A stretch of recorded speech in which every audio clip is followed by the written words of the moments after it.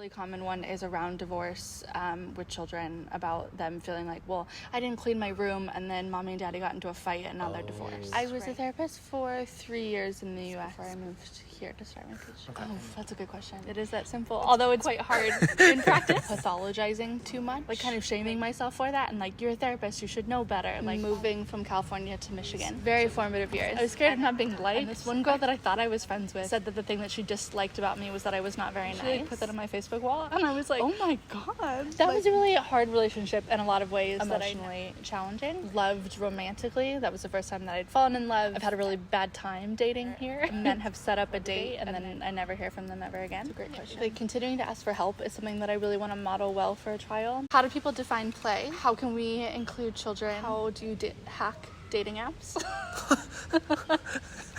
Not computer-wise. It was a beautiful wrap-up. I felt grateful, nostalgic, excited. Boys and girls, ladies and gentlemen, welcome back to my podcast, Coffee's on me, David Quan, where I strive to give guests legacy-worthy interviews that listeners can enjoy while cooking, commuting, relaxing, or walking their pets. It's a particularly warm week in London, and I must admit that I should be more used to this heat given my upbringing in Australia, but it is very nice to have the sun out, and we thought we'll enjoy an ice Americano on the outside, and I hope it's tasty and giving us the coolness that we both need at this stage. It's been a really good weekend, and I feel very blessed that we're now approaching 100,000 podcast downloads. Please know that I don't take any of your time, feedback, and support for granted, because when I started this Passion Project podcast at a low point of my time in Cambridge, I was genuinely motivated by 3 founding ideals. Number 1, purpose of giving. Number 2, learning from others. And number 3, sharing of stories. These 3 aspirations still make up the content description for every single episode. Indeed, the opportunities to strive to give my courageous, insightful guests legacy-worthy interviews over coffee, tea, bubble tea, or water, despite my many inadequacies, have been a tremendous privilege that imbues me with gratitude. I know that I will listen and look back to laugh at how naive I am, but if you have been enjoying the discussions on Spotify, Apple Podcasts, YouTube, or wherever you listen to podcasts, thank you, and please do consider leaving a review and nominating a guest by contacting me via my Linktree, David Quan. Seeing this podcast on people's Spotify Wraps and receiving positive messages about the guests give me tremendous fulfillment. I cannot thank my wonderful guests enough for their courage and insights, and I genuinely maintain the deep conviction that this passion project, if wholly true to those founding motivations about giving, learning, and sharing, is a worthwhile pursuit. So now on to my incredibly talented and important guest. Sydney Conroy is a PhD candidate at Christ College, University of Cambridge, and the Centre for Research on Play in Education, Development and Learning, PEDAL, researching play therapy and drama. She grew up in the US in Southern California before moving to Michigan, where she participated in the scholarship program, the Kalamazoo Promise.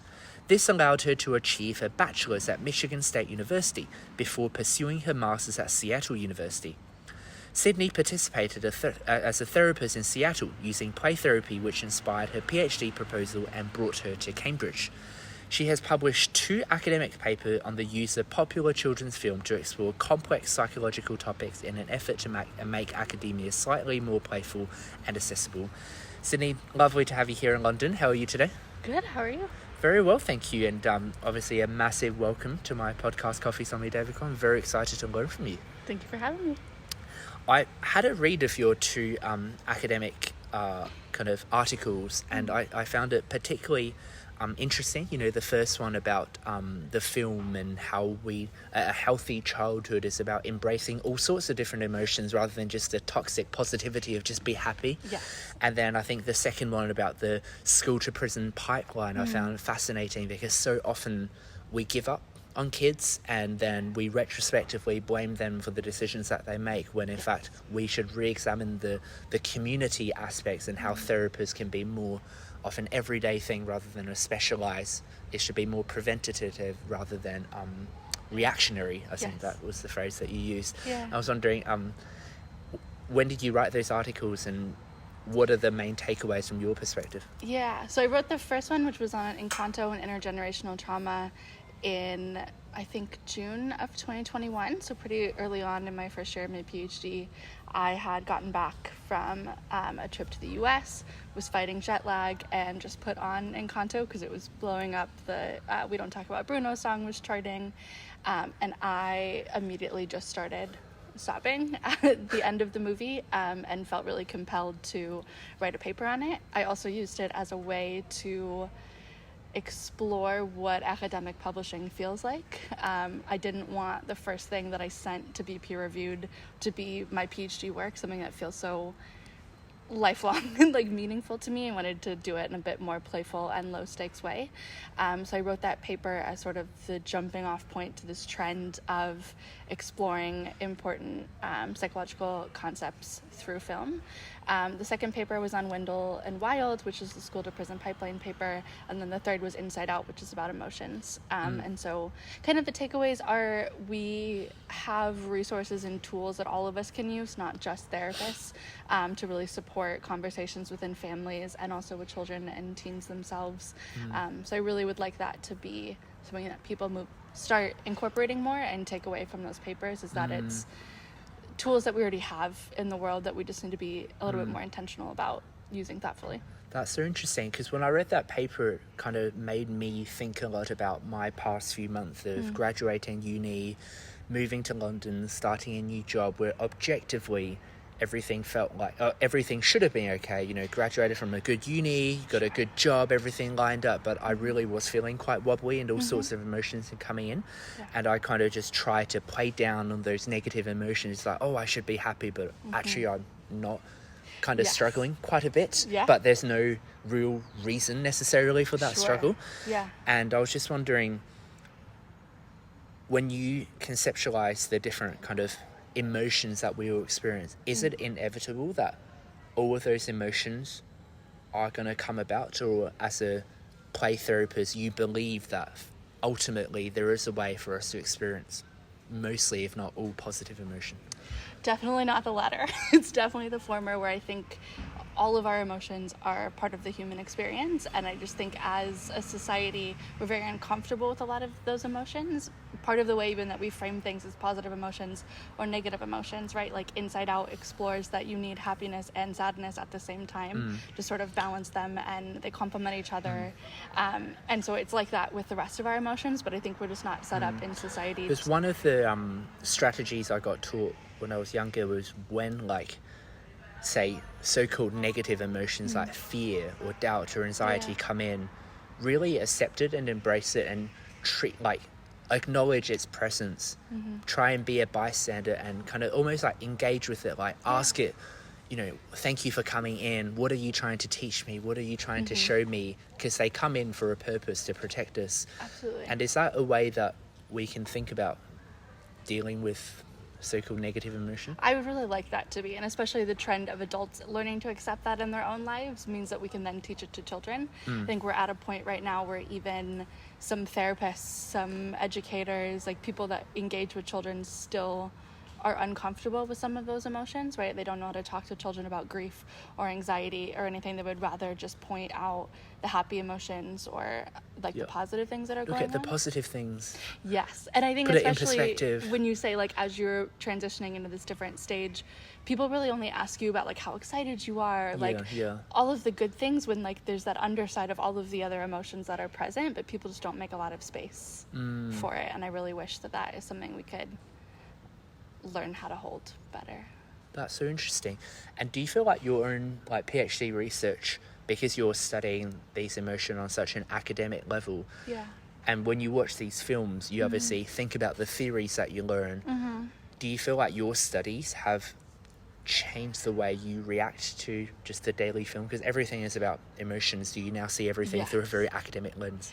Not necessarily an academic lens, but a more like accepting lens. And I think that's something that started as I was training for a therapist in my master's. Like, you just can't learn the things and not integrate them. Like, it just becomes a part of your life. Becomes part of you. Yeah, and so I think the emotions thing that I'm leaning more now on through my PhD I'm starting to be able to identify emotions with other people better, and like making sure that I'm asking those questions, like how are people actually feeling, and not just responding in the way of like, how exciting is this, or like, what's going on in your life, like really taking the time to make space for all of the emotions people could be feeling. So the reason why I asked that was I think what you wrote in that second article about unhealed trauma, in the opening you wrote, so you gave a kind of synopsis of what has happened, and then you wrote, I recognise this experience immediately as a child therapist as echoed from children I saw in play therapy who believed an action of theirs alone caused their parents to divorce, or children who believe themselves to be intrinsically bad following a mistake.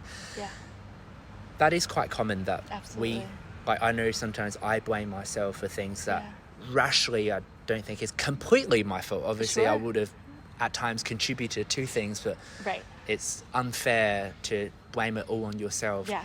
What, like, biases have you so commonly encountered as a therapist in your own experience? And that could be one example, obviously. Yeah, I think for children it's a very developmental thing where like they don't quite, like their world is more of themselves. They can't necessarily think about other people's actions. Like everything just feels like it's their choice, their fault. Like they initiated and caused all of this to happen.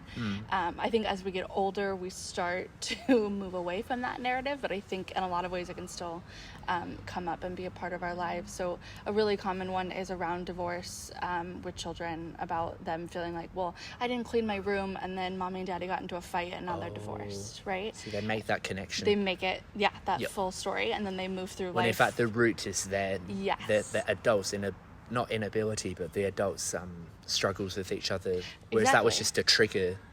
Would have been a different trigger. Yes, and they could have been fighting before, they could fight after, right? It like doesn't necessarily have anything to do with the room, but because of where the child is and their understanding of the world, they definitely feel like they're at the center of it, and so anything that they do is the cause of all of these events that happen afterwards.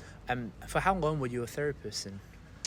I was a therapist for 3 years in the US before I moved here to start my PhD. Okay, and full-time therapist? Yeah. Wow. Yeah. And in school settings, and how did it work? Like, were you referred to these kids, or was it similar? For the agency that I worked for, we had some kids come into the office, and then we also were contracted out to schools. So I had a school caseload, and then kind of a private families would bring in their children caseload. I left that agency in the middle of the lockdowns because it was not a very sustainable workplace. So I moved to a group private practice. But it was all during lockdown, so I never met any of those kids in person. But those, again, were families that were referred to us by doctors or school people. What surprised you when you started therapy? Like, say, 6 months in? Yeah. What had changed in you? Oh, that's a good question. I was surprised by how easy it was to not take the clients home. I was, like, very worried that I would, like, feel like I would take what has come up in session in their life and like ruminate on it at home, or like feel like I couldn't like enjoy my life because I was thinking about all this trauma or stuff that had happened in my clients, and I found it very easy to like separate work from home, and that was something that I was really worried about as I was training, that I would really struggle with. So that surprised me personally. As a therapist, I am continually surprised by how aware children are and how like insightful and how much they pick up on, even if they don't necessarily have the vocabulary to say it, and or the development to like understand it necessarily appropriately. They're like consuming and like internalizing the world around them. I would see kids play out like tax season, or like going to the grocery store, or like forgetting their backpack going to school, like all of these things that as an adult we can kind of curse over as like not being super meaningful. It would like show up in the middle of session as something that they like really needed to process and work through, and so I was surprised at kind of the varying experiences I got to see. What were your style like? Were you more open-ended questions and listen and then acknowledge whatever emotion that they're feeling? Like, are there best practices to being a therapist, and how do you draw the line between making them feel like what they feel is normal versus correcting a negative thinking habit or bias? Yeah, so in play therapy, it's set up like an actual playroom with very intentionally chosen toys. And so I worked in a really non-directive way. So children would come in and they would kind of have free reign. Our like rules are you don't hurt yourself, you don't hurt me, and you don't hurt the toys. But pretty much after that, they are able to... Not hurting you is very important. Very important. And themselves. And so then they would, kind of bring up whatever they needed to in the day. You don't necessarily ask a ton of questions as a play therapist because the children are the ones playing. You don't want to interrupt sort of their train of thought or their play story. So we do a lot of reflecting. We do a lot of naming of emotions. So that's something children don't typically get at home, right? Where they're like showing grief, they're showing anxiety, they're showing disappointment. A lot of parents aren't using that language with children, so a lot of my job is like starting to name those things so children understand what they're experiencing. And then there's some like psychoeducation type sessions where we're more intentional. We read a book together, we do more like course correcting behaviors or thought patterns, but that is a small majority and tends to happen more with parents, whereas the kid sessions are very whatever comes up for them. Correct me if I'm wrong. So the kids are playing with the toys. Yeah. And you're playing with them, or are you watching them, or both? So we don't join the play unless we're invited to join the play. Okay. So I have. And had then sessions. while they play, you're chatting with them, so they're almost like not looking at you, but they're just using their toys, and you're asking them, hey, how was school? And then they would be playing with their toys and just responding. So we don't do any sort of like kind of talk therapy no type. There can be dialogue, but it's not in a conversation format. It's like reflecting the play that we're seeing. So you're saying like, oh, this bear is going to make friends with this turtle, and then they're fighting, and so it's like kind of narrating out loud what we're seeing in the play. And then if you get something wrong, children will be like, well, that's not what's happening. And then you can sort of make a story together. Sometimes you're invited in to be a character, and then we do something called like a stage whisper, where like you're given a character, but then you ask the child like, well, what am I supposed to do with it? And then they tell us what to do with it. So I don't do any sort of leading necessarily in the type of play therapy that I do. It's all. And it's through how children play and how they respond to the toys that you draw on your academic insights to try and figure out what they're thinking. Like, or how do they process emotions and how do they deal with things? Yes, the processing. Yeah. So we see it may not come up quite literally in the same way that is happening in their lives, but you see the common emotions that they're struggling with. You see the common problems that are coming up. So what kind of toys are typical? Like, is it dolls, toy kitchens, cars, Nerf guns, Nerf swords, a whole range of things, tents, bags of air that they can like punch if we need to get aggression out. There's dress up toys, Play-Doh. It's a fully stocked playroom. Wow. Yeah. That's so fascinating. It's really fun. And these children, when they go into this play therapy, do they know that this is therapy, or is it just their parents sent them, go have fun with this person, a family friend? No, I mean, it's definitely something that we talk about in our first session. I have a little book that kind of explains my role to them, and like it explains like confidentiality, like everything that we do here is private unless there's something that I'm concerned about, then I have to share it with these people. But so they know those rules, they know the rules of the playroom, and then they know my job is to support them through. How long is the play session? 50 minutes typically. 15? 50. Oh, 50. Yep. Mm-hmm. Is that enough time? For one session it is, and a lot of time is developmentally based, so a younger kid, sometimes it's 30 to 45 minutes, but 50 minutes is pretty typical to open and kind of close something, have it be in a bit of a container so they're not going home. But how much of what you're seeing is very subjective on your end, because we're all humans as well. You have your own emotions, and a different play therapist might see and react very differently. So how could I, if I'm considering like, recommending say play therapy, what confidence can you give me that play therapy actually is effective, objective, and it works? Because I could just argue that, you're just playing with the kid and someone else would play very differently. And a lot of people will argue that. But play therapy is really based on the relationship, so we're not necessarily going for objectivity. The point is to create a trusting relationship with a child in which they feel safe enough to play through the things that they're worried about. So we have a method, we have techniques, we have a theory base that we all use. but it is going to depend on who the play therapist is and the relationship that they have with the child for effectiveness. That's so interesting. And in terms of like grief and trauma, they're quite universal. Yeah. So how have you found, are there like universal solutions to dealing with this universal problems, or is it a very case by case? It can be case by case. I think the steps to healing and processing through can be very similar for people, but the way that they go through it and go about it is going to be different. And something that I think people forget is, like, once you kind of feel like you're at a certain spot with your trauma or your grief, doesn't mean that it's over. It doesn't mean that it's completely healed. Like, something else could re-trigger it, and then you'll kind of make sense and tell a new story with it. And so that's something that I, especially working with kids, I really recommend parents, like, considering that, like, just because we wrap something up at this point in time doesn't mean by the time they hit middle school that something won't trigger it and they'll need to make sense of it again.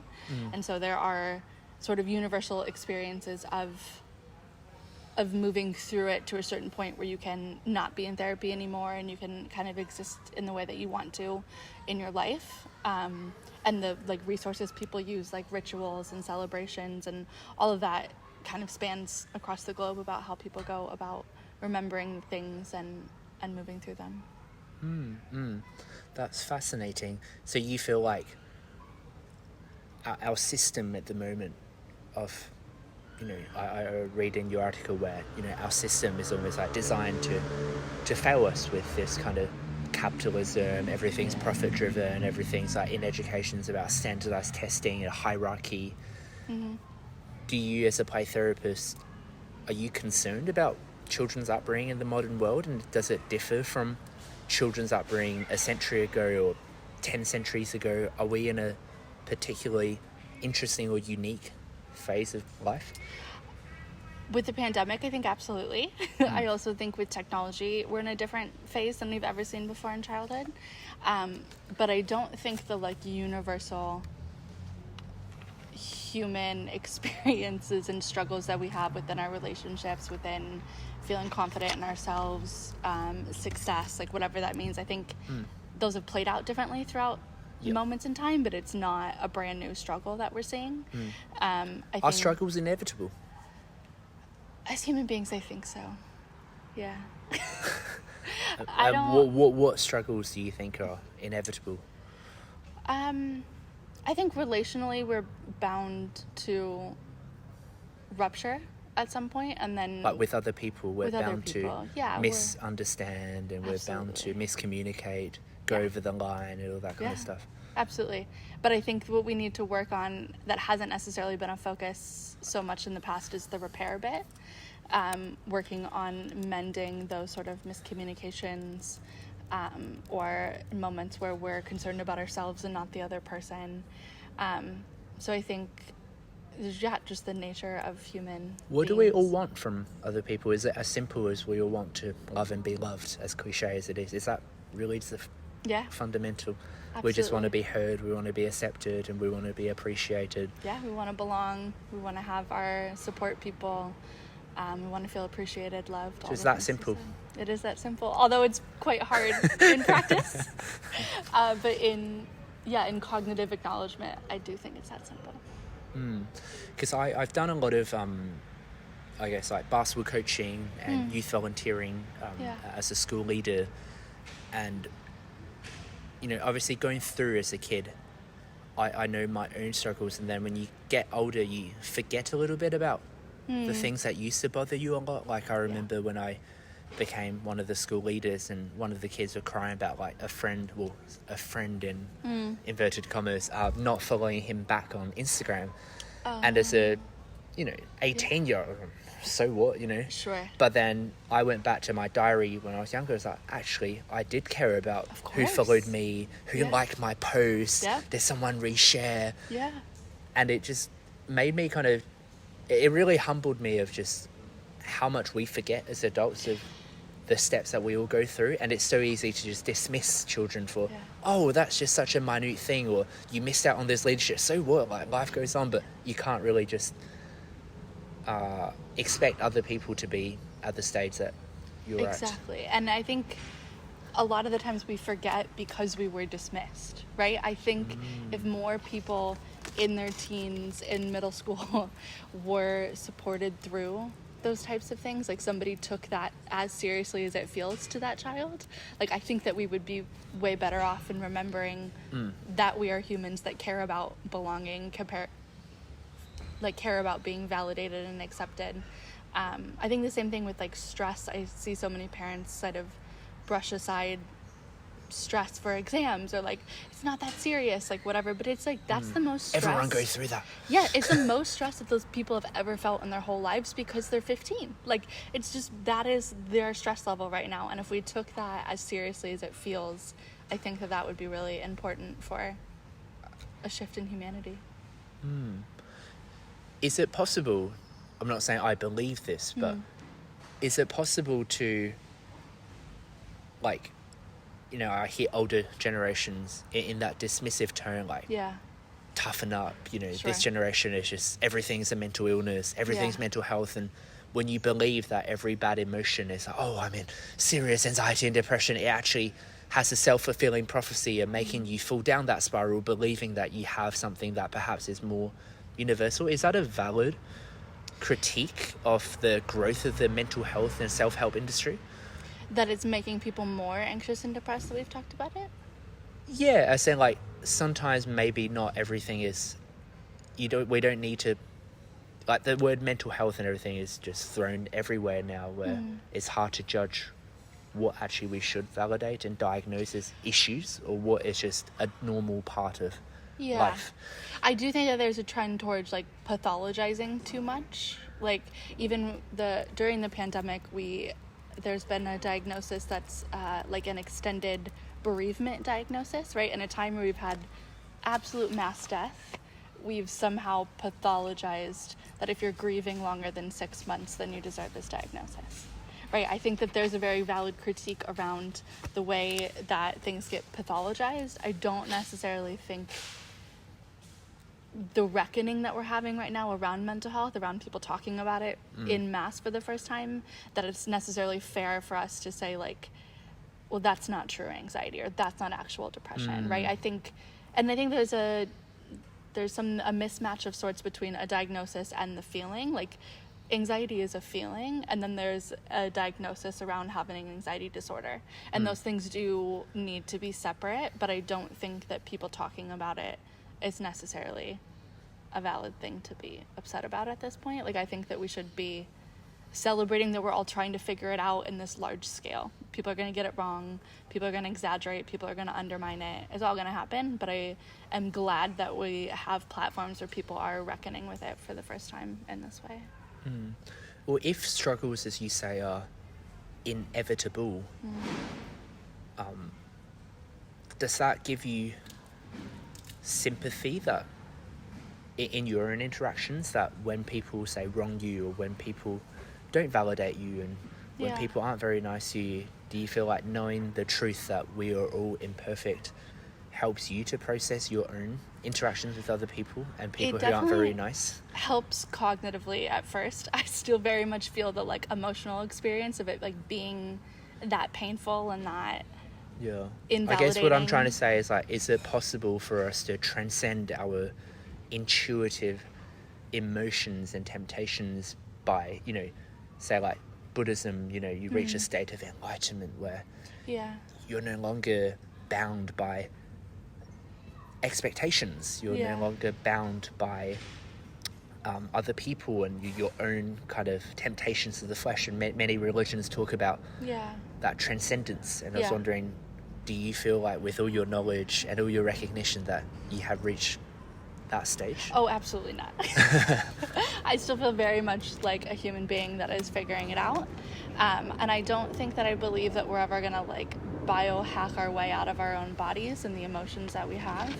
I think that you can get to a point where you can manage your reactions and your experiences of those emotions a little bit more controlled or differently, or in a way that feels sustainable to you, but I don't think that I'm ever gonna stop getting my feelings hurt when people are mean. Like, I think that will like continue to be something that I will have because I'm a human being, and we all have that. And to the best of your knowledge now, what kind of school of thought or philosophy or perhaps religion do you think offers the best framework for processing? Because not everyone can access a therapist, but there are these accepted rituals and communities that teach you a way of thinking. You know, take Christianity, teaches you about forgiveness, it teaches you about grace, unconditional love, it teaches you about the temptations that we have in the flesh, it teaches us about, you know, service to other people, why we need to humble ourselves. That's one type of, I guess, thinking framework. What have you found, either personally or professionally, to be a really good framework, or does it just depend on? I'm a take what works for you, leave what doesn't type person. So I think that there are things to be learned from all over the place. I think self-compassion is a really great, like, centering tool for myself. Feeling compassionate for other people in those moments where they may not be so graceful or kind, but also doing the same for myself is a really great, like, guiding way for me to move through the world. When was the last time you were struggling with self-compassion? Earlier this week, actually. I was not resting in a way that was, like, restorative and helpful for me. I was kind of just, like, doom scrolling, and I had a moment where I was, like, getting, like, kind of shaming myself for that, and, like, you're a therapist, you should know better, like, blah blah blah blah blah, and, you know, reminding myself that, like, sometimes the doom scroll is necessary, and then the next day you can do, like, the restorative rest that you need to do, but, like, it's okay that you don't do everything perfectly every time that you do it, even though you have the knowledge. Sometimes it's hard to put in practice. Are you where do you have a rich spiritual life? I do. I don't necessarily have a, like, guiding doctrine or anything, but I do feel I do a lot of journaling around feeling, like, connected to living things. The ocean particularly is the ocean. Water has always been a really great way for me to ground myself and not feel so anxious. And why? What about water? What's the characteristic of water? That it's fluid, that it is humble. There's a TED talk about water and humility, which I really enjoy. Okay, I'll have to look that up. I don't think I've listened to it. I know that, like, blue space has a lot of research and related to, like, green space and just inducing awe and curiosity.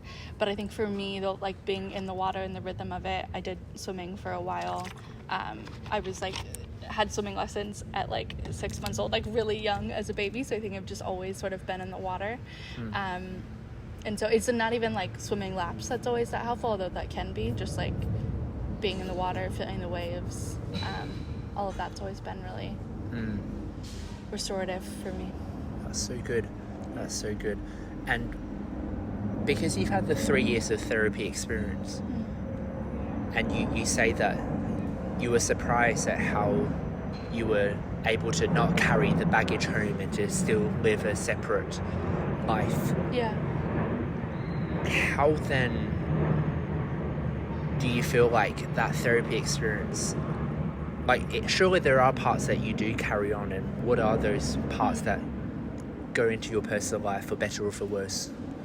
Yeah, so I don't think that, like, clients' stories necessarily come with me, but I think the way that I think about the world has been completely shifted by being a therapist. What's shifted? I think my, like, ability to think about why people are the way that they are, right? Like, sometimes I'll go into a conversation and, like, know a little bit about this person's backstory and, like, see some defensiveness come up in them, and rather than, like, me reacting to what's happening in the moment, I can kind of think, well, like, oh, this is a learned thing that they have, and, like, I don't need to be so reactive in this moment. And so I think, just the way that I think about relationships, and I think asking for help too has been something that has shifted. I still struggle with asking for support and help, but I think being the person that people come to as their source of, like, this is my last straw, I'm asking for help, like, having that like being the person that people choose to do that with has made it somehow easier for me to pass that on and ask for help when I need it as well. When you meet someone new, like say we haven't met in person, but we've now been together for the past 45 minutes. Yeah. What are things that you look for when you meet someone new too? Because we're all obviously trying to understand each other. Yeah. Where I was just wondering, like, how do you see new interactions? Like, what are the things you notice? Are you looking at like facial expression? Are you looking at a general vibe? Like, I am very much a vibe person. Okay. And I also have always been more on the quiet side, and so I'm more of a let people talk themselves into whatever they're going to talk themselves into kind of person. For better, for worse, for some people. I've gotten to a point where I really look for people to make space for the other people in their lives, and that's something that I think is brand new to me that I've sort of internalized. So like you look for whether other people are giving you the space. Yeah, whether they ask questions, are they really interested in getting to know me, or are they really interested in having somebody to talk at or talk about themselves to. So it's figuring out where they are at in their emotion, like at that current point, trying to figure out, do they need to be listened, or are they interested to listen and just... Yeah, or is it going to be like a reciprocal relationship? Like, are we going to be able to have a conversation, or am I going to be lectured at for the next 30 minutes? What do you prefer? Not to be lectured at. I would prefer an actual conversation. But I think that's a cue for people that is kind of new to me that I've started to pick up on when I first meet people. And has the past 45 minutes been quite disappointing then? Not at all. It's been very conversational. No lectures so far. I would if I actually had more knowledge. Yeah. But Let me tell you what you need to know.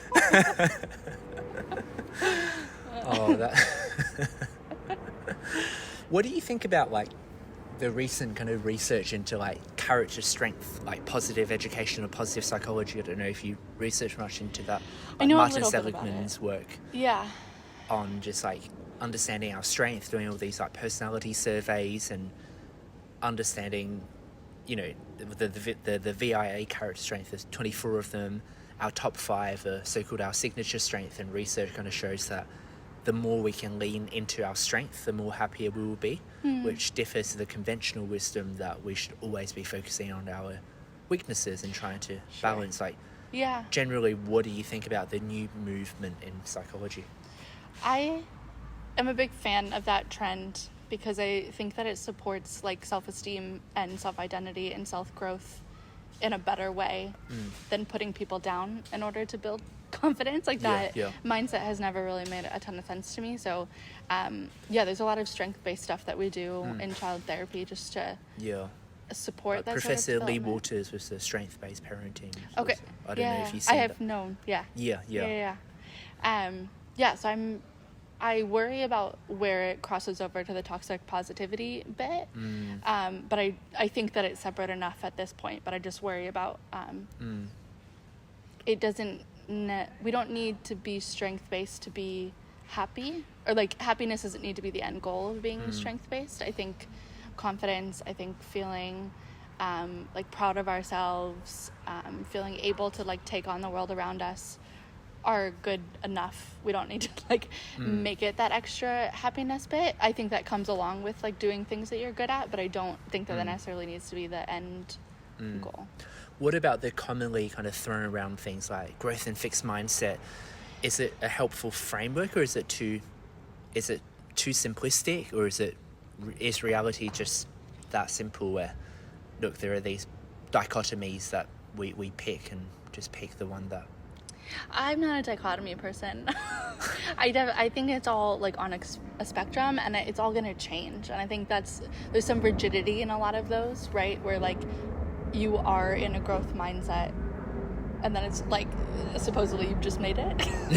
And I don't think that it works like that. I think that it's not like you're done with it. It's a muscle that you keep training and keep developing. Exactly. And I think the flip side of like the growth mindset is like being able to manage the low points, and I don't think that it's like a developed enough theory to kind of hold both yet. It seems very just like linear upward focused, and I wish it was more like cyclical. Right, you can be growth mindset about something but also be really struggling with something else. I guess it must sometimes frustrate you, because you so much of your research is focused on the nuance of these things, but then you hear people just understandably just pick out some terms that they hear on social media and just chuck it around as if they know exactly how to use it. Yeah. And you must hear a lot of misconceptions and just go, it's not that simple. Yeah, I mean, it's the nuance side to, like, the mental health conversation becoming more accessible, right? People are, like, reaching for these terms that they're using to help them make sense of the world, but it's been sort of amplified to be this very cut and dry thing when it's, like, a lot more nuance in that. And so, yeah, I think people have extrapolated things that don't make sense and blown up on social media. Like, some of the people that have millions of followers, I, like, don't understand how. But they know the buzzwords. They know the buzzwords, and that's what they know what makes people tick. And I think that's the danger of social media is, or in fact, one of our weaknesses is that what feels good in the short term isn't always good for the long term, and therefore if you're a social media influencer who's just looking for that instant reaction, and you can post things that resonate with people in the short term, but it's actually a toxic mindset to have for the recipient, and the more you feel good in the short term, you're kind of overdosed by that hype, and you start liking this person, you think they figured out life, but actually it leads you to the wrong track. And is that a genuine worry that you feel like is plaguing a lot of young people now? I think that, there's a lot of black and white sort of things that are posted online, and these, like, infographic things, like, right, like, this is a trauma response, you have anxiety, you are anxiously attached, like, whatever. And some of those things have some validness to them and some of them don't. And I think trying to explain to people who are developing an understanding of what it means to be a human being, whether they're young or an adult, presenting them the world in this black and white kind of way, I think is really detrimental, because it's not going to be their lived experience, because we live in so many gray areas in our life. So yeah, I do worry about how people talk about things on social media, and I don't really know what the solution is to that with word counts and the way people they really crave those answers, right? They really want the world to be that simple, because it's just easy to say, like, I am this way, or this person is that. We got to find some way to up our tolerance for some of these in the middle area. Sorry. So how often do you reflect on your own childhood? All the time. All the time. Yeah, I definitely feel like I have internalized a lot of things from childhood that are impacting the way that I exist now, that I'm, for better or for worse, that I am sort of working through. And again, with that self-compassion piece, like, understanding that I am the way that I am because certain things happened or certain people respond to me in certain ways, and allowing myself to heal those things or continue those things if they're working. But yeah, childhood is something that I think about quite often. And are there distinct memories that often pop up, or is it just a general overview of different memories for you? General overview. And I think especially my relationships to things I think about a lot. So, like, my relationship to academia during my youth was very, like, success-based, and you were a good student, you got grades, great validation. Yes, and, like, that was my identity, and I were, like, the really smart girl. Absolutely, like, and really thought that, like, I can make friends by being smart, like, I don't know, helping with study guides or, like, all of these things. Like, I, like, used that because I thought that that was my value, not necessarily that people wanted to be my friend because of who I was, but, like, the identity of being, like, a good student or a good academic. And so I'm really trying to shift that perspective. It helped a lot during my master's to start shifting that, but through the PhD has also been something that I've been really thinking back to the stories that I told myself during childhood about what it meant. Because you wrote that you're a deeply hopeful person who sees the ways in which this world is set up to fail us by the systems and culture we exist in. why do you think you felt like your value lied in what you could do rather than who you were? And what aspects of the system and culture that you existed at that time set you up to believe that and internalize that? Because that's not a unique... Most people probably do feel that, you know. Yes, and I think it's because a lot of parents, a lot of adults, teachers, childcare workers aren't set up to hold the more nuanced emotions and experiences that we talked about, right? So they just focus on, well, you got this grade, and you did this, and you did that. And so then you get reflected back the value of what you do and not the value of who you are. I think some people are uncomfortable talking to children, so they don't even know how to support them thinking or feeling or being, and they just focus on what they do, whether that be an athlete, whether that be you're a good academic.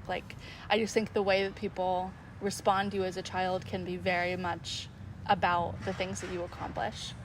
And I think the system really sets us up for that to continue because of, grade-based things and attendance-based things, and kind of the way that we set up the world to be about what is done and not who children are. And is that are we able to change the system? I think yes, eventually. I think now... What's a better system? What's in your ideal world? I don't think ripping an overhaul, we're never going to cold turkey, shift things. I think it's going to be shifting, the way teachers are trained, shifting the way child workers are trained. But a lot of the times it's teachers perhaps know what the best thing is, but there's no resource, there's no time. We're asking a lot out of teachers or therapists to be everything for every child, but they can't. They are humans too, and no one's there to support the teachers. Yes. And I think that would be a school-wide culture shift, right? But again, that would require money that, governments aren't willing to spend on that kind of thing. So that's why I don't think a complete system overhaul is possible at this point. I think it is changing the minds of the people that have the money at this point is going to be how we start. But I also think we still have a lot of people that work with children that have this attitude of that's a bad child, that I think that those small things we can shift in certain trainings and in getting people to understand child development a little bit better and understand trauma. I think that's going to be how we need to start with people, and then hopefully the system change when it rubs up against it too much, that people will be willing to change the system. But at this point, just throwing our research and throwing the knowledge that we have isn't changing the systems at this point, even though that would be nice to have a response like that. I guess the school to prison pipeline that you talk about, I've been reading a lot more into like theology, and especially about grace, that undeserved gift that we're, given by God, that we can recognize that we're imperfect and flawed, but we don't need to live with the guilt of everything that we've done wrong. Every day we can have a fresh start and appreciate the gift and accept the free gift of grace, which is actually quite hard to accept at times. Sure. That, compared to this world, which is often governed by law. You screw up once and, that's on your record forever. People remember it. People aren't always very forgiving. So that I was reading and fascinated by what implications does a society, a community, a group governed by law versus governed by grace. And I was wondering, at what point, when you were thinking about the school to prison pipeline, at what point, or if there's a point at all, that we should not give someone another chance? Because obviously someone is causing mass destruction and committing atrocity, then we need to, the legal system is there to enforce, but obviously lots of those children who commit crimes need much deeper support. But at what point is the tension between giving them resources and helping them to get on the right track versus society just almost has to give up on them? Yeah, I don't believe in giving up on people, and particularly children. When I think about children that misbehave, I try to think about it from a like, well, what are they missing lens? Like, what support are they not getting? What resource do they not have? Because I really believe like children are trying their best with the tools and the development that they have. And I think about this a lot with like shifting a mindset in parents that like children aren't misbehaving because they want attention, they're misbehaving because they want connection. And I think like continuing that mindset with teachers, with, you know, people that work in juvenile justice systems, like I think especially for young people, that's kind of the mindset that we need to have. Like, you know, the research with plasticity in our brains, that things are always changing throughout our whole life. Like I don't think it's worth giving up on people. I do think that there are ways to make things safer, but I don't have all of the answers for what that looks like. And especially in the US, the criminal punishment system isn't very unforgiving. Very unforgiving, and not set up to support any sort of like actual change within people. So because once you have that criminal record, it's harder to then get a job, it's harder to gain self-esteem, confidence. So it's so easy to be trapped in that perpetual cycle, and eventually it's very possible to see people give up on themselves and feel like the only way they can grab attention or connection is by doing bad things. And they feel justifiable that if the world has treated me in such an awful way, then you know, I have no purpose and there's no love, and it's a terrible place for anyone to be when they believe that everything's just evil. Yeah. When people are reflecting back to them in so many ways that they are those bad people, right? And so then it just becomes a cycle that people are stuck in. So you being a good student as a kid, did you relate to the so-called bad students who weren't behaving well, who were often called in principal's office, who were naughty? At that point, did you just see them as not good students, or at that I wasn't really around them, so I think that's the thing about being a quote-unquote good guides. Student. Not really. But we weren't even in the same classes, right? Like we were separated from each other, so I didn't really have the experience. Like in high school I was taking a lot of AP classes, and then I was moved through to like higher general education classes, and so I just, the children and the teens and the people, my peers that I was with that were struggling in really behavioral ways, I didn't necessarily interact with at all. And they weren't like allowed to play sports because their GPAs weren't high enough, and so it was like generally like I didn't have a ton of contact with people that were frequently getting in trouble. Why were you able to do so well in school? Obviously you're naturally talented, you're motivated, you're curious and all these things, but on the positive side of your system and your culture, why were you personally able to thrive in that system? I mean, some of it is anxiety. So you were pushed by... Yeah, I just was worried about not being able to like live the life that I wanted when I got older, and like being good at school was the way that people told me that I could have access to the world in the way that I wanted. So I think I was like anxiously performing in order to get there. But I also like really love learning, and so there were some subjects obviously that I didn't do well in because I wasn't that interested in. I still did like well enough, like I got A's, but like I didn't feel like I was enjoying doing that work. Whereas like AP psychology, for example, I was like so excited to like learn those things, and that was very easy and natural for me to be good at. And I think I was given the like time and the space to do well. Like I started working when I was like 16, 17, but I didn't have to work at 14 to like help support my family, right? So I was like given the ability to study after school and after sports, and I think that really played into my success. What does your family do? My mom is in the medical field, and my dad did some construction work and now does apartment managing.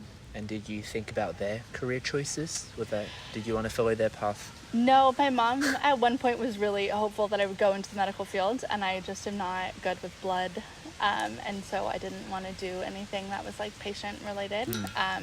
But I did have a conversation with her that I was like, I do just want to help people. I just don't want to help people in the medical field. Yeah. And so when we went to a career fair in high school, we like stopped at a booth about psychology and being a therapist or whatever. And so that was kind of the first time I put together what I wanted to do. Did you go see a therapist in your youth? No, not until I started training to be a therapist. That was the first time that So you realised that actually everyone needs a therapist? I think with the way that the world is set up, people need therapy. I hope at some point that society holds us enough better that we don't necessarily need therapists. But I think because... Why do we all need therapy? Because we're disconnected and we don't have access to all of our emotions. And I think a lot of people are struggling with purpose and meaning, and I think people's relationships don't necessarily give them space to explore those things. And so therapy at this point is a decent option for a good amount of people. What questions do you often ask in therapy that you feel like have got a very surprising, or in terms of response that you get from people? Surely there are questions that you often, even for the podcast, there are questions that I have found that people are particularly receptive to, or particularly helpful or not helpful. As you've gone through your 3 years of therapy, are there particular questions that have stood out to you that you often either go to or avoid? That I've been asked, or that I've asked clients? Both. Or is that top secret? It's not top secret, but there's typically not a lot of question asking in play therapy. And then my own therapy has been more of a sharing of stories, not necessarily a question answer type. Okay. What childhood story have you found in your own life? Have you found to be particularly had a disproportionate effect that you often think back on? An incident, an occurrence, a period, or what in your childhood do you often think back on? I think a lot about moving from California to Michigan. So it was right in 6th grade. So I was 11, 12 years old. Formative years. Very formative years. And I think I was just talking to a friend last night about this, actually, that I don't mind the amount of long distance friendships that I have now, having moved across the world, because at that age I realized you will make new friends and you will keep in touch with people that are interested in maintaining a relationship with you. And so I think that has made a really important impact on my life, not disproportionately, I think at a very appropriate impact about how I feel about moving around. And so when you first moved, were you shocked at the move? Was it a family decision? It was a family decision. The children weren't involved in the decision. It was my parents made the decision. Yeah. Were you sad? Oh, I was devastated. Okay. Yeah. Because of your friend circle and everything? My friends, but I also, I didn't realize how much I loved Southern California, partially because I was a child. But, being able to, go to the mountains and go to the beach, and, I was playing soccer, football, and, I just, had a life there that I, loved. And so, and I didn't know anything about Michigan. I remember asking one of my parents, do they have movie theaters? Do they use horses to get around? I couldn't comprehend that these people had cars and malls and movie theaters and stuff. And so, it was just a brand new world and experience to me, and I wasn't happy about it at the time. When you got there, what was different? Very small town. Everybody knew each other, which was not the case where I was in Southern California. So it was That's helpful with connection. It was, but it was a little bit hard to break into, because people Already had their knew groups, each other, right? Yeah. And people's parents had gone to school together, and they'd gone to school together at the school that we were currently going to. So they have generational connection. Generational stuff. But I do think it helped coming from California, because people were kind of in awe of that, and so they were more willing to be my friend. Which so then your identity became from California. Being from California. But so many of those friends I am still friends with, so I'm really grateful for that experience now. But It was hard at 11. Did you feel like a fresh start? Because, you know, like all the bad things you did in year 3, year 4 were now all forgotten. They don't know about all the times you've bullied other people. Yeah, I was a terrible person. It did feel like a fresh start. Yeah, and it was like the first time that I thought about people will only know the things that I tell them, which is like very interesting, right? Because like the people that you grew up with know all of the things that they were present for or whatever, but when you move to a new place and you have a new group of people around you, it's like they'll only ever know the stories that you tell them. And so like it was like just a very interesting way to think about like a fresh start. And you know, I thought like, oh, I'll be a new person, but like I definitely was the same person that I was. At that point, what so you moved to the new community. What did you want other people, like we all want other people to think of us in a certain way. Yeah. Like what kind of traits or personalities what kind of impression did you want to have on other people? What made you feel good when other people recognized? Yeah, I really wanted people to think that I was friendly, or that like I was a good friend. I wanted people to think that I was a good student, because that really mattered to me at the time. And then there was an aspect of like being cool, because I was from California, so I like I didn't necessarily ever want to be popular, but like I wanted people to like want to be my friend. Which I think is, you know, pretty universal for that age too. And were they the things that your teachers were giving you as report card comments, like Sydney I mean, I always was the and, joy to have in class, and she was so sunshine. Easy, and everybody loved working with her. Yeah, definitely got those in my report cards. Yeah. So what were your hobbies at the time then? I played soccer. I read the whole Harry Potter series that summer that I moved, because school hadn't started yet. So I was like very into reading. I was very excited to get into that series. Did you connect with any of the characters when you were reading? I connected with like the idea of like friends as your family in school, right? Because they were like in the boarding school, and so it was like I don't know, that just felt very nice to me, thinking about moving to a new place, that like my friends were going to be this like group of people that I could like rely on and count on. So I really like that. I never really considered myself to be like a brave person, but I've gotten that a lot since I've moved around a lot. What were you scared of? Oh, so many things. I was scared of not being liked. I was scared of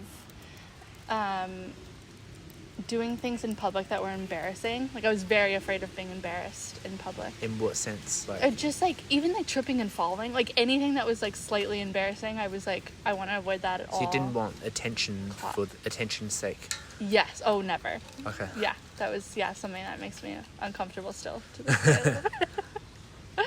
I don't know.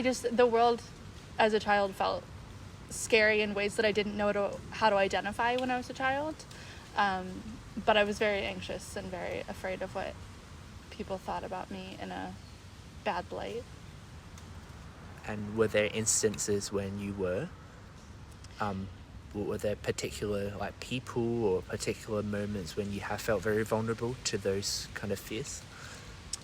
There were moments. There was like one piece of feedback that I got once, and it was when Facebook was really popular, and people were like posting on each other's walls these like list of things that they thought about you and where you met and like all of this stuff. And this one girl that I thought I was friends with said that the thing that she disliked about me was that I was not very nice. Not very nice. And she like put that on my Facebook wall, and I was like, oh my god, like maybe like the things that I'm afraid of is actually true. And so that was something that has obviously stuck with me to this day. So you thought you were friends, and then she apparently didn't like me very much. She thought I was unkind. Wow. And she voiced it and publicly. She voiced it very publicly. Yeah, but I mean that was so really... you saw her in school the next day? Yeah. And yeah, we were on the same soccer team. We just kind of ignored it. I was like, I'm not very confrontational. I'm starting to be more now, but I like didn't say anything. It was just kind of... And you didn't react to the Facebook message, or you're no, like, haha, I don't did you play it down? I don't even remember if I like commented anything under it. I just remember like looking at it. Did you not delete the post? I don't think so. Wow.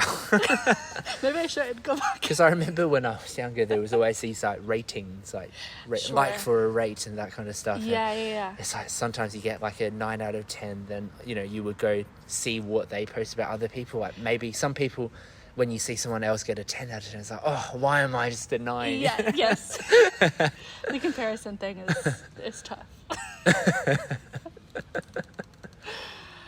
Yeah, but I haven't had any other sort of feedback like that ever, so. It's amazing how you still remember that, and it just shows how one little thing that may seem insignificant still shapes us, and still absolutely we carry it on and carry it forward. Yeah. And in your own therapy experience, what after that whole experience, I don't know how many sessions you did, but what's changed in you? Like, what did you personally learn from therapy? Self-compassion was a big thing that came out of it, where I was no longer so hard on myself about things that I wasn't the best at or was still struggling with. Also being able to identify some of my own emotions. I think I was incredibly anxious as a child, but didn't really understand that I was anxious. So I knew that my stomach hurt a lot, but I didn't know that it was an anxiety thing. I just thought my stomach hurts sometimes. So putting all of those pieces together, I think was really a big takeaway for me. That's so interesting. And when you moved to Michigan, did you do your whole high schooling there? I did. Yeah. So I did middle school And was there a turning point where academics or something with uni applications got really serious, and all of a sudden you perhaps had to give up on some of the hobbies to make more time to achieve and make sure you achieve things? I didn't have to give anything up. My beginning of my senior year when I was applying was a very stressful period. What were you aiming for? I was aiming to get into either Michigan State or the University of Michigan. Okay. So you liked Michigan at the time, you really wanted to stay? Well, so that was the Kalamazoo Promise, that scholarship. If you go through the Kalamazoo public school system, they pay for your undergrad tuition to stay in Michigan. That was appealing? Yeah.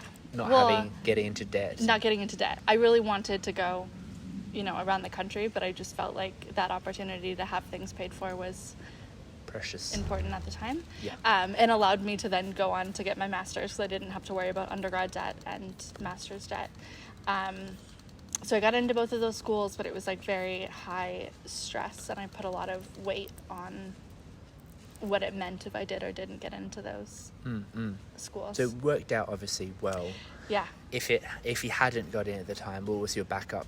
And were you prepared for the possibility of not getting a scholarship? I think I said that I was prepared to not get in, but I think that it would have really been devastating. Devastating, yeah. I don't even remember if I applied to backup schools at this point. Wow. All in. It was just those two. It was the same thing with Cambridge. I didn't apply anywhere else. Wow. I just applied to Cambridge. So yeah, I guess I've been very lucky in that regard to not. Is that confidence, or is that delusion? No, not delusion. Is that a strategy of, say, there's no backup, therefore you go all in? It forces you to stay focused and committed because that's your only option. Whereas if you spread your eggs everywhere, then you end up getting in nowhere because you're spreading your attention. Yeah, I think a little bit of that, but more I just knew that those were the things that I wanted, and if I didn't get in, I think I would have rethought what I wanted to do. Yeah. And I don't know. I mean, it's worked out for me so far, but I don't know what would have happened at 18 if I didn't get in, if I would have not gone at all to college, or what would have happened. But what kind of advice were your parents giving you at that time? Did they leave it to you to just make your decision where you want to go, what you want to study? They did. They were supportive, and we went on college tours to both places, so we got to go see the campus and you liked it? Hear the spiels and everything. There was one moment where I did say something where I was I thought that I had to go to the University of Michigan because it was the higher ranked one. So you cared about hierarchy as well at that point? I did at that time. Yeah, that was which is normal, Yeah, totally. Search top 50 colleges. Of course. And it's they're the rival schools within the state, and so like you feel like you have to pick one or the other. But I was having that conversation where I was like, I feel like I need to go there because it's the top ranked one, but I think that I would be happier and would enjoy my time more if I went to Michigan State. And that was the first time I sort of verbalized and said that was sort of the dilemma that I was having. And then they were, supportive about the decision that I was making at that point. Right, I see. And you got to uni, you've made it. Yeah. Was it liberal arts where you could take a variety of different classes? Yes. What kind of classes did you take, and was there any that was quite out of the left field that you just took for the lows? At one point I was thinking I would go into sports psychology, so I took a couple courses in like injury and pain, forensic psych, so those things were kind of interesting. I took an art history class that I didn't expect to love, but actually really quite enjoyed. And then the rest were, mostly psych classes. I had to take a fair bit of math because I was doing a Bachelor in Science instead of the arts, and that did not work out into my favor for my GPA. Those were really, really challenging for me. But yeah, you had a little bit of a guideline of like, these are the courses that you need to take, but there was a fair bit of flexibility. How different was uni, the socialization at uni versus your schooling socialization? Quite different. I had fairly strict parents about when I was allowed to go out and hang out with people, and so like having the freedom to socialize whenever I wanted was a brand new experience for me. Liked it? I did, yeah. I found it a little bit, I had a long distance boyfriend at the time, and so that was a little bit more challenging because we were trying to spend like weekends together, and so that kind of responsibility of like trying to get your schoolwork done so that you could like not do anything over the weekend was a little bit challenging. But I had a lot of friends that also, studying was very important to them, so we did a lot of like social studying together, which I quite enjoyed. And like football was a big thing there, so like football season was really fun, and like tailgating and doing all that. American football, not soccer. And what extracurriculars were you involved in? I did some volunteering for a like homeless shelter that worked with children, so I worked in the playroom there. I helped run a stress management class for people that were reintegrating out of jail, and I worked, so I didn't do a whole lot. I was part of like a psychology club. I played sports a little bit for fun, like I did some pickup recreational soccer, but that was it. And at what point did you think that you were going to go down the academia, at least a master's, potentially a PhD? Really late. It was my senior year, and I was like, well, what in the world am I going to do with this psychology degree? And a lot of the discourse around psych degrees is that they're like useless and you can't do anything with them, and I think I was buying into that a little bit. And I didn't think that I wanted to be a therapist at first, because socially I had sort of always gotten the feedback that like, you're a really good listener and like you act like a therapist, you're the mom of the group, and so I felt a little bit like resentful about like leaning into that. And then by the time I was finishing up my psych degree, I was like, well, actually, I think it might be a good use of some natural skills that I have. Strength-based approach. Strength-based approach. There we go. And then I realized there were so many different types of psychology and so many different ways to be a therapist. And I didn't know about play therapy yet, but it was like, I was like toying again with like sports psychology or being forensic, so it was like nice to realize I had this variety. Even if I just went to go get a master's, I could like do a bunch of different things still. Didn't like. How important was like, when you were deciding on uni, you were saying how you didn't want to get into debt, so you were obviously taking financial considerations into account, which is very wise, Yeah. But when you were deciding on a career, what proportion was like earning potential or money? Did that play into it? Not as much as the uni decision. To me, it was more of I just wanted to not be miserable every single day. Like that was my motivation in deciding a career. It was like, what is something that I could like genuinely enjoy doing? And because of the way that the U.S. healthcare system is set up, therapists can make a fair bit of money there. Here in the U.K., not as much because of the way that their healthcare system is set up. So I guess I was aware of it in the sense I knew what I could make, but it wasn't like an absolute deciding factor of I'm going to go this way or that way.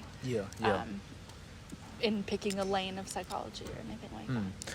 And also at that point, did you have a timeline of how you potentially wanted your life to play out? Like, for example, some people might go, I want to, work before 30, I want to establish my career, and then at 32, I'm going to get married. At 35, I'm going to have my first. Like, did you have that kind of conceptualization of when you want to achieve certain things, if at all? I think I had like a rough societal outline, right? Like before 30, your life needs to be figured out. But I don't necessarily think I had like a plan about like at this age I want to do this or that. I knew that I needed to do a master's in order to become a therapist, so that was just like the next step for me. But it wasn't like a by 25 I need to be finished with my schooling, because obviously I went back to school and I'm not done yet. And how did that long distance relationship alter or change your, I guess, understanding of human relationships, whether that's romantic, whether that's platonic, or just... That was a really hard relationship in a lot of ways that I now can recognize what I learned from it in a lot of really positive ways, but at the time it was very emotionally challenging.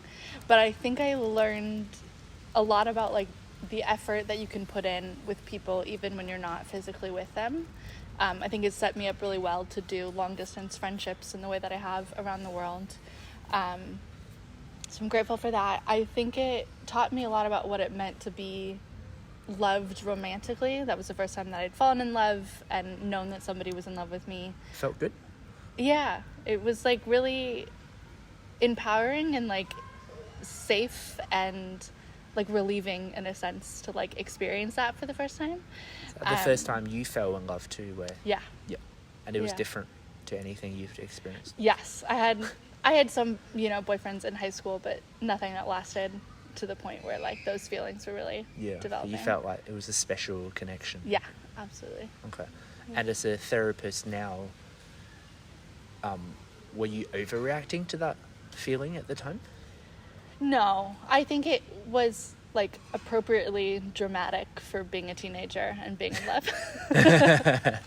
I think if I felt things at that level now, I guess maybe I don't know if you can without all of those hormones running through you and like what life feels like as a teenager, like, and especially the first time you go through something, everything feels so dramatic and big, and I don't know if I fell in love again after that, what that would feel like, that would have the same heaviness or but do you think the modern kind of society with this kind of everything's about romance and love, like everything is like a fairy tale, right? You're gonna meet this lovely person who's gonna love you wholeheartedly, you're gonna finally be understood, you're gonna have your soulmate, and it's gonna be happily ever after.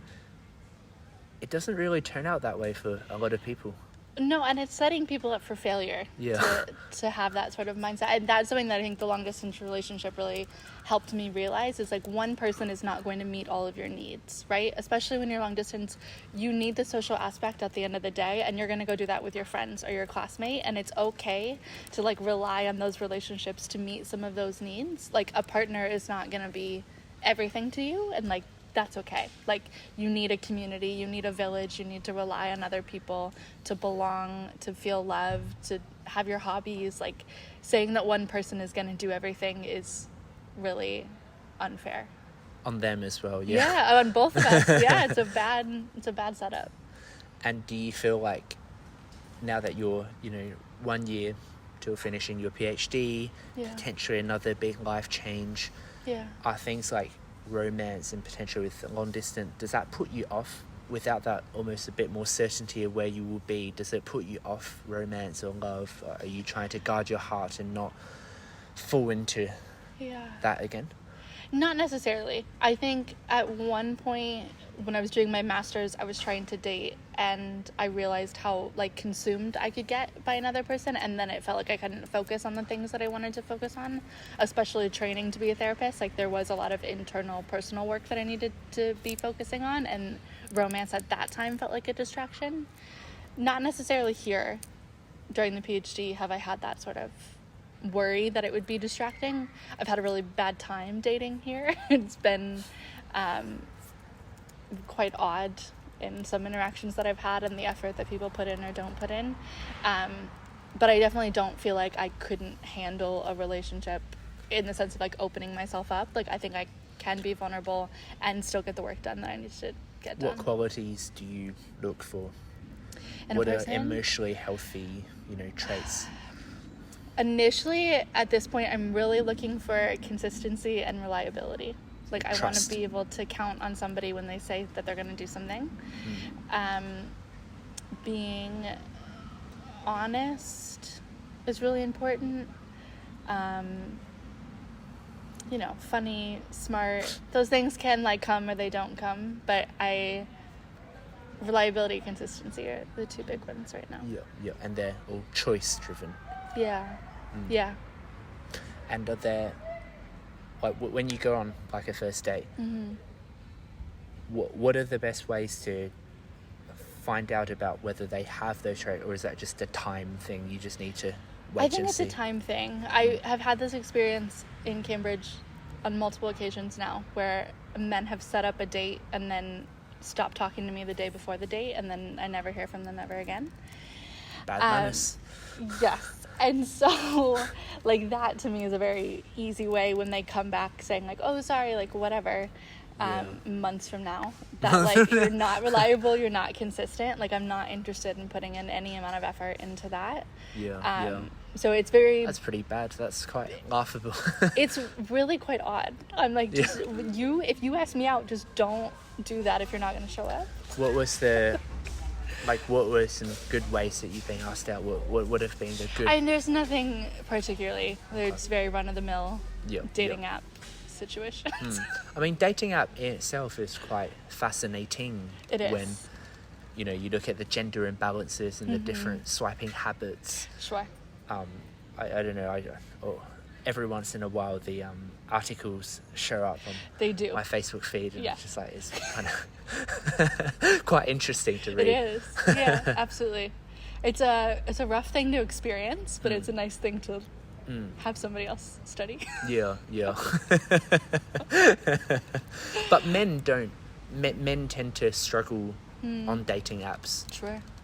And I was wondering, when you did your therapy, or when you're thinking about play therapy, and especially thinking about, like, the topics you're studying are making sense of the world and the relationships, are there, like, generalizations of, say, gender or culture or whatever category or factor there is that are quite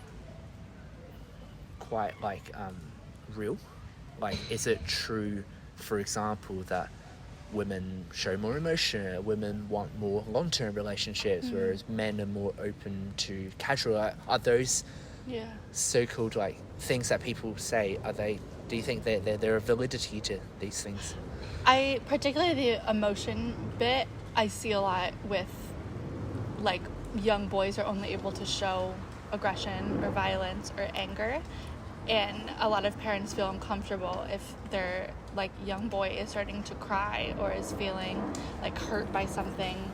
And so in that way, I think you start seeing sort of the way that society predisposes people to these things, right? And so then we have grown men that, like, don't have emotional range because they weren't supported in developing that. And so I think you, like, start seeing some of these things. So those skills... Yeah. By implication, you were saying they weren't supported in developing them. Yeah. So are you saying, like, the mechanisms of emotional processing, such as crying, is something that we need to train, and we need to experience it, and we need to be supported so that we know it is a valid mechanism? Absolutely. Yeah, I mean, I think I see those videos... I might finish this recording and go up and cry. But you could. That's valid and important. But I see the videos online where people ask men, like, when's the last time you've cried? And it's been, like, months since they've cried. How often should we cry? I don't think that there's a right or a wrong timeline to crying. I just think people that don't feel open to doing it or feel like they can't are, like, struggling.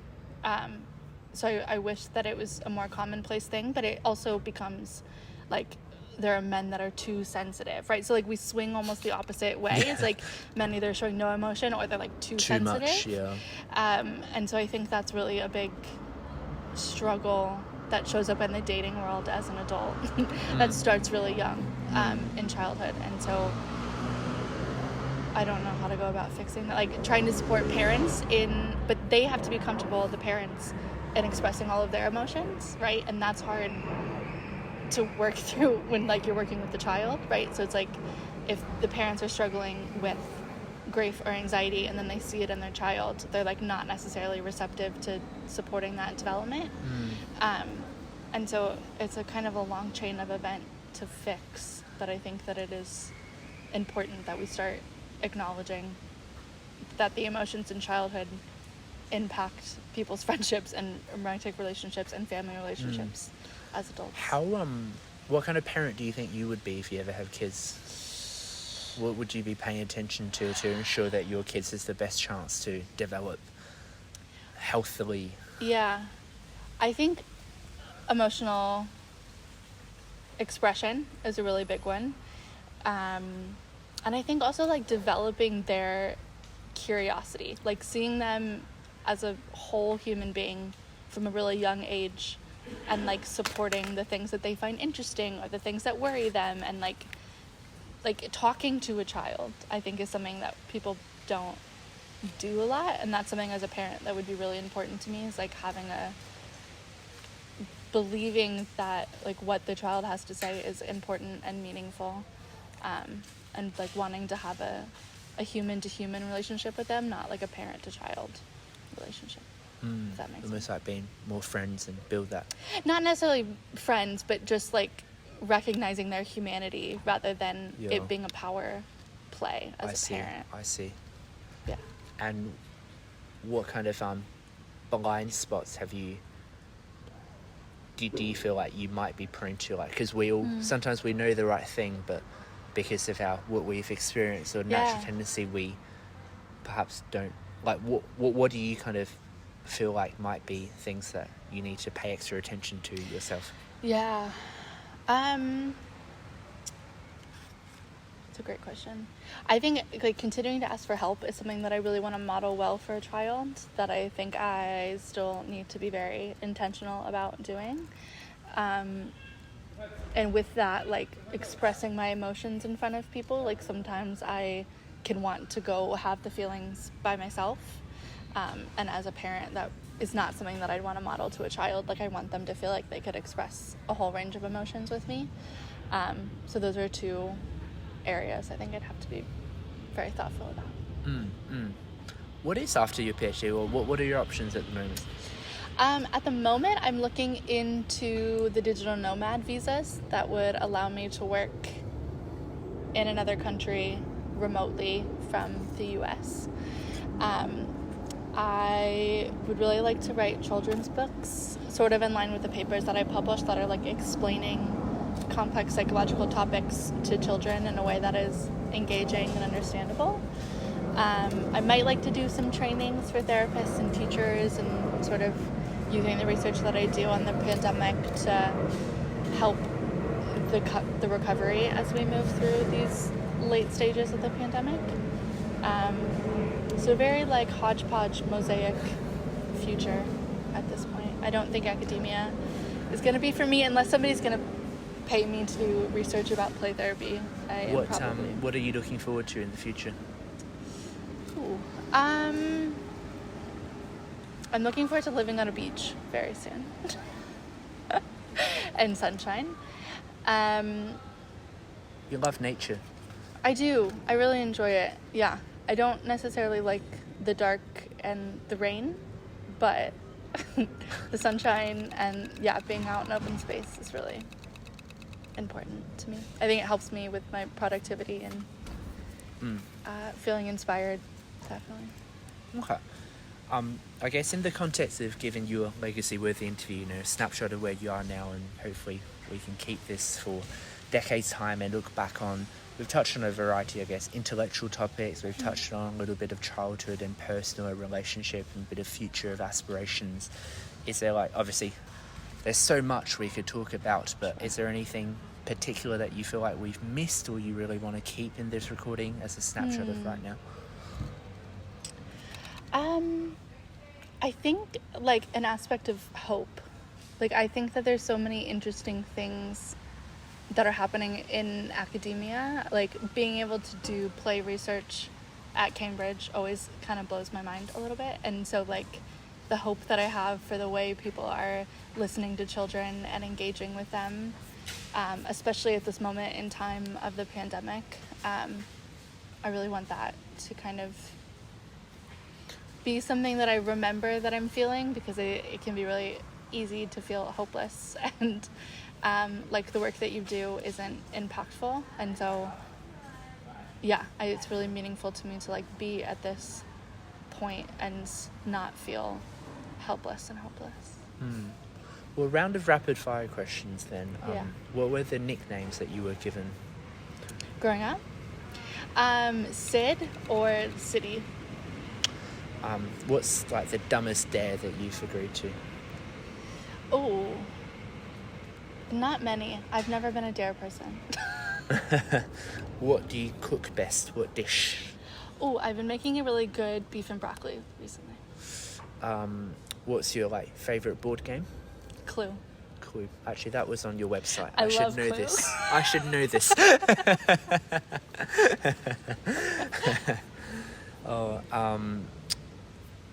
What Disney or just any movie character do you think you're most alike? I would say maybe a mix between Belle and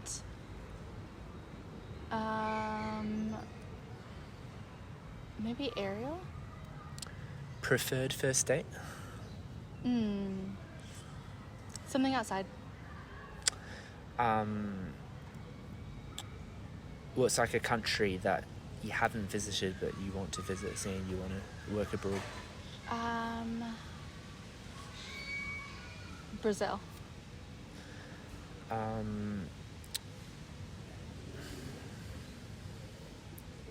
Would you ever get tattoos? No, I believe in putting things that I like on the wall and hanging them in a frame.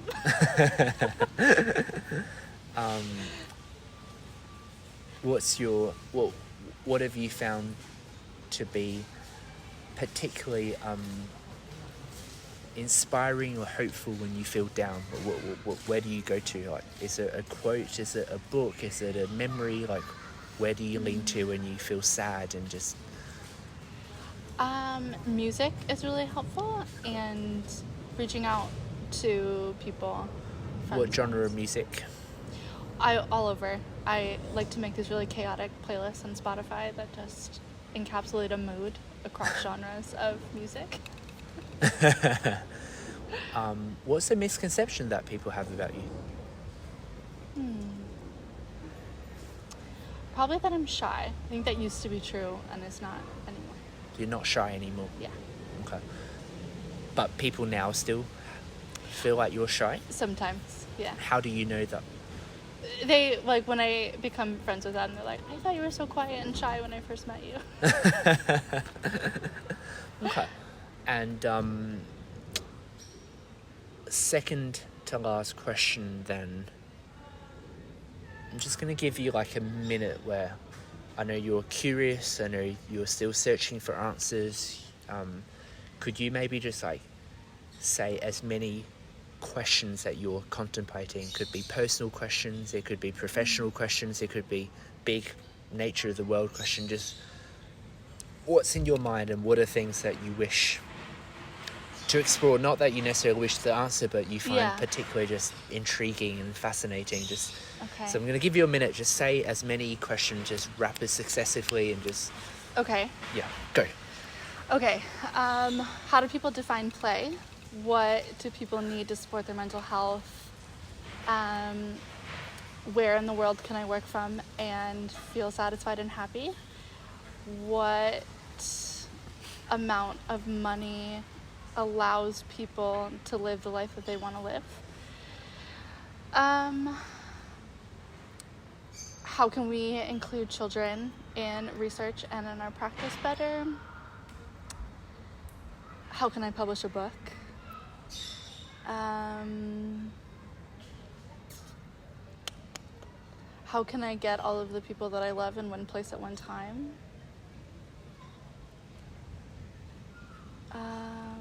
How do you hack dating apps? Not computer-wise, but just the process of them. What else am I wondering about?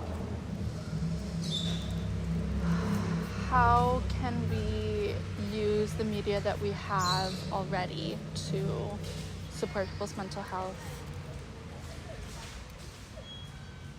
What's the most digestible way to get information out to people?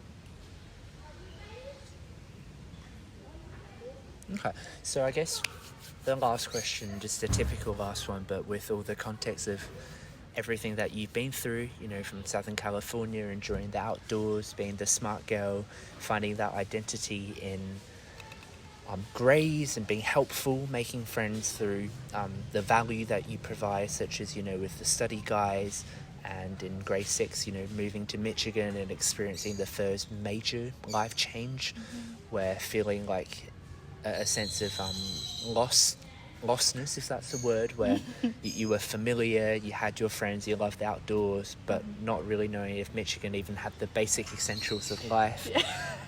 Moving there and feeling like an outsider, seeing the intergenerational connections, but also you were quite cool in Southern California. Having your parents, you know, work in different professions, you know, mum in the medical side of things, dad in, was it? Management, for you to contemplate how you could lean into your natural strength of helping other people, but also not loving blood. So thinking about navigating your way through, trying to be pretty popular, trying to be a nice, friendly person, doing well in school, contemplating about your future and not trying to get into debt, and almost putting all your eggs in the Michigan basket, and it paid off. Getting to university, experiencing a newfound freedom, actually being able to socialize at any time you want, but also dealing with a long distance relationship that, you know, felt really good, but also was quite challenging at times. Learning how to manage your time and what you want, taking a variety of different classes, not really knowing what your future was, but contemplating what kind of factors were important to you, how to not be miserable all the time, how to find something that you could help other people and also make a decent living where you can live the life you want. Applying to Cambridge, moving on the other side of the world, but actually having that experience of the previous transition probably made it a lot easier. Having some bad dates or lack thereof. Realizing that some people are just unusually untrustworthy.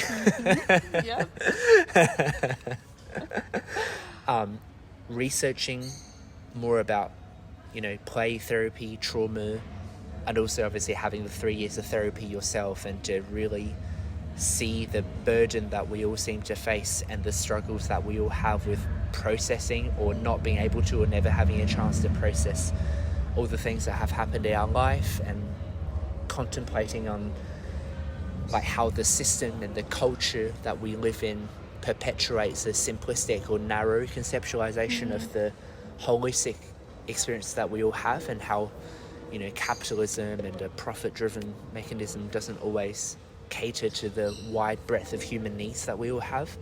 And seeing children struggle with things such as, you know, excessively blaming themselves and making causal connections that aren't necessarily true. Having all of those experiences reshape how you think about the world and how you see human relationships, and how you appreciate that we all have these baggages that we all bring, but we're also beautiful because of all the things that we have experienced, that have gone through.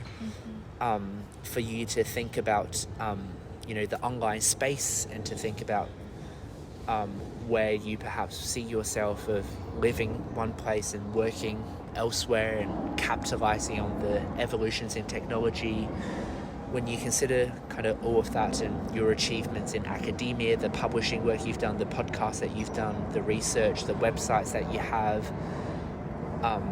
what do you think is like one message, quote, or saying that you wish like every educator, therapist, leader, parent should promote and every child should internalize, like really, really believe in? And that is not cliche, and that's, or maybe it is cliche, but just you think it's this, the ultimate summarization of your life philosophy, or what will help people to live more flourishing lives with better well-being? Yeah, it was a beautiful wrap-up. I would say I would want people to most remember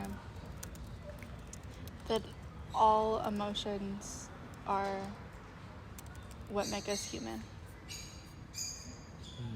And what emotions are you feeling now, and also for the past an hour and a half? What emotions have you felt? I felt grateful. I have felt nostalgic. Excited. Well, thank you very much, and I think I felt a sense of gratitude as well for you taking the time to come to London from Cambridge to have this conversation. I appreciate your openness, and I think anytime we reveal something about ourselves, it's being vulnerable, you know, because we are, not least in a podcast form when everything is recorded and other people will be hearing, strangers will be listening to this. I think it takes a really healthy degree of courage to accept that we aren't perfect, but we are who we are. And I think the way that the compassion that you have for humanity and other people and the vulnerable, such as the children, how you're able to reflect on them, and how I can really sense the sense of joy you have when other people don't feel as burdened and as guilty. And I think that kind of good quality that you have of wanting everyone to flourish is one that I deeply respect and admire. So I really appreciate this experience, and I hope to follow along on your journey. And I think you're doing some incredible stuff, so hope you keep it up. Thank you.